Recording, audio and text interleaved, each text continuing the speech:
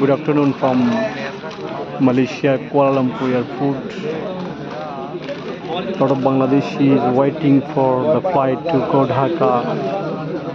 They work in Bangladesh. They work in Malaysia and with low ages. They have came to Malaysia work visa, contacting with the agency who have taken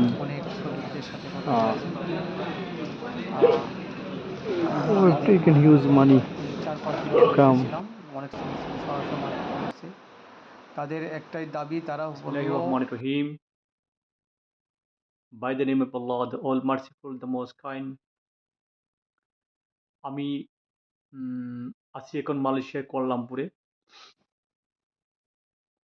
যেটা আমি দেখেছি, বাংলাদেশের প্রায় 4 থেকে 5 লক্ষ শ্রমিক মালয়েশিয়ায় কাজ করে, যারা বিভিন্ন এজেন্সি অথবা বিভিন্ন দালালের মাধ্যমে 4 থেকে 5 লক্ষ টাকা খরচ করে মালয়েশিয়া এসেছে। অথচ সরকারি রুল ছিল 50,000 টাকা খরচে 50,000 টাকা দিয়ে মালয়েশিয়ায় কাজের বিষয়। জেনারেলি পৃথিবীর সমস্ত দেশের মধ্যে কাজের বিষয় যেতে হলে, ওয়ার্ক ভিসায় যেতে হলে সব ফার্স্ট ওয়ার্ল্ড কান্ট্রির রুল হলো, আরব দেশ থেকে আরব, মালয়েশিয়া ফার্স্ট ওয়ার্ল্ড কান্ট্রির রুল হলো, যেই কোম্পানি শ্রমিক হায়ার করবে সেই কোম্পানি তাকে সব স্পন্সর, এয়ার টিকেট, অ্যাকোমোডেশন সব কিছু প্রোভাইড করার নিয়ম আছে। ফার্স্ট ওয়ার্ল্ড কান্ট্রি সেই নিয়ম আছে। সেক্ষেত্রে আমাদের বাংলাদেশের মধ্যে সিন্ডিকেট করে, শ্রম বাজারকে সিন্ডিকেট করে, যেই বাংলাদেশে লক্ষ লক্ষ মানুষ বেকারকে পুঁজি করে, মানুষের আগ্রহ, বিদেশে যাওয়ার আগ্রহকে পুঁজি করে এক শ্রেণীর দালাল, এক শ্রেণীর সিন্ডিকেট মানুষের কাছ থেকে লক্ষ লক্ষ টাকা হাতিয়ে নিচ্ছে। যা আমি দেখেছি মালয়েশিয়ার অনেক জায়গায় গিয়েছি, যেখানে অনেক শপিং মলে বিভিন্ন জায়গায় লেবার শ্রেণী বাংলাদেশি শ্রমিক কাজ করে, যারা 4 থেকে 5 লাখ টাকা দালালকে দিয়ে এসেছে, অথচ তাদের বেতন বাংলাদেশ সমান মাসে 10,000 থেকে 20,000 বেশি বেতন তারা পাচ্ছে না।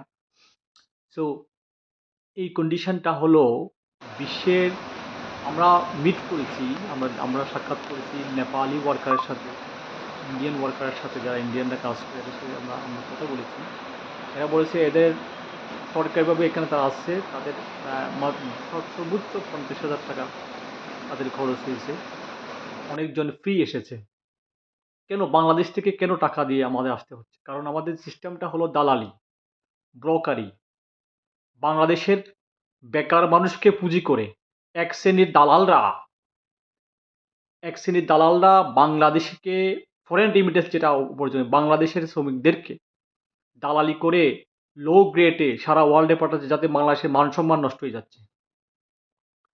আমি নতুন সরকারকে অনুরোধ জানাবো, বাংলাদেশের সবচেয়ে সেকেন্ড লার্জেস্ট ইনকাম হলো ফরেন রেমিটেন্স।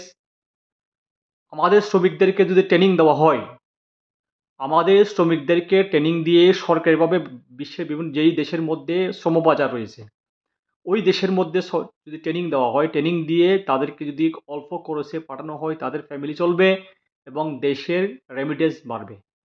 আমি সচক্ষে দেখেছি অনেক ওয়ার্কার এখানে খুব কষ্টে জীবনযাপন করতেছে মালয়েশিয়ার মধ্যে। প্রচুর ওয়ার্কার দেখেছি, আমি তাদের সাথে কথা বলেছি।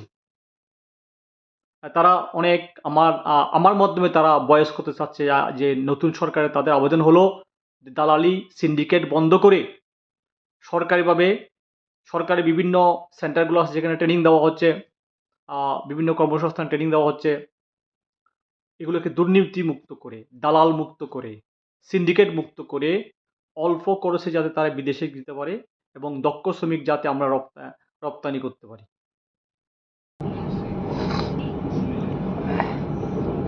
Good morning. We are going to airport from Kuala Lumpur by train. This is direct train from Kuala Lumpur to City to Kuala Lumpur airport. Look, this one. কুয়ালালামপুরের বিমানবন্দর, মালয়েশিয়ার বিমানবন্দর কুয়ালালামপুরের সিটির বাইরে।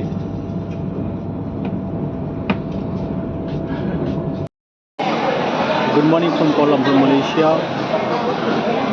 আজকে আমাদের শেষ যাত্রা মালয়েশিয়াতে। কুয়ালালামপুর থেকে মালয়েশিয়ায় এয়ারপোর্ট প্রায় 50 কিলোমিটার দূর। মালয়েশিয়ান গভর্নমেন্ট শহরে কোনো এয়ারপোর্ট রাখেনি, শহর থেকে প্রায় 50 কিলোমিটার দূরে এয়ারপোর্ট চলছে, যাতে করে ট্রানজাকশন